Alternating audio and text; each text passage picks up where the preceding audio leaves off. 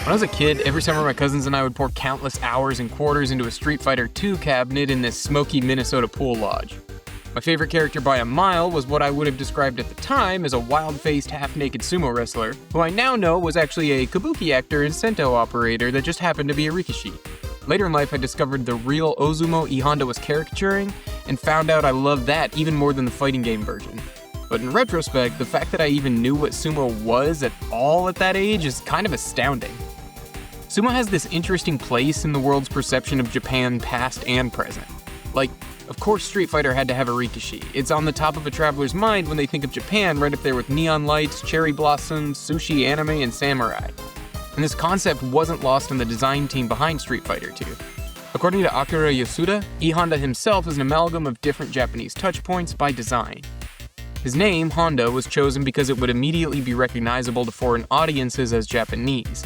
Because, Toyota was too on the nose. He wears a traditional yukata, just like any real rikishi wandering Ryogoku today, or 200 years ago for that matter. His face is painted in kabuki style, a performing art that came up alongside sumo popularized by ukiyo-e woodblock prints during the Edo period. E Honda's fighting style was crafted by character designer Eri Nakamura to exaggerate and sensationalize traditional sumo moves. He fights from a low stance, reminiscent of Itachi-ai. His iconic 100-hand slap looks like it would even give Daisho's Tsupari a run for its money, and his signature Super Zutsuki flying headbutt is a perfect way to emphasize the way rikishi rush and slam one another, often headbutting to open a match. Sumo's immediate recognizability and strong association with Japanese culture are the kinds of things other sports or media would love to have. I don't want sumo to lose any of the mystique that comes from the carefully crafted image of the traditionalist hardcore within the JSA, but I do love the playfulness of characters like E Honda, and I get excited when I see rikishi like Yamamoto Yama in John Wick or Konishiki in Tokyo Drift. Fight scenes in a sento, shout out to E Honda there. For a sport like sumo, I think part of the fascination comes from the fact that it has stood the test of time for over 1,000 years, but it's done that by constantly adapting to the times.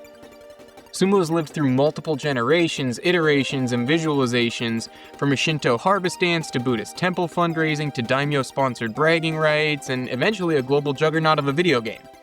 I love that sumo doesn't live in history books, but is a sport you can still follow today with stats, articles, merch, and the whole kit.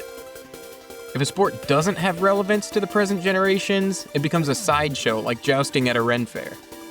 And the fact that sumo has remained relevant in Japan but also abroad is wild, and I'm always interested to check out where it crops up next. Thanks for watching, everybody. If you like this, check out our podcast on Apple Podcasts or Spotify, where Sean and I continued the conversation of Hollywood sumo. And consider giving the video a like or a comment, subscribing to the channel, or sharing the video with a sumo-curious friend, because it really helps and we appreciate it. Other than that, thanks again. Talk soon.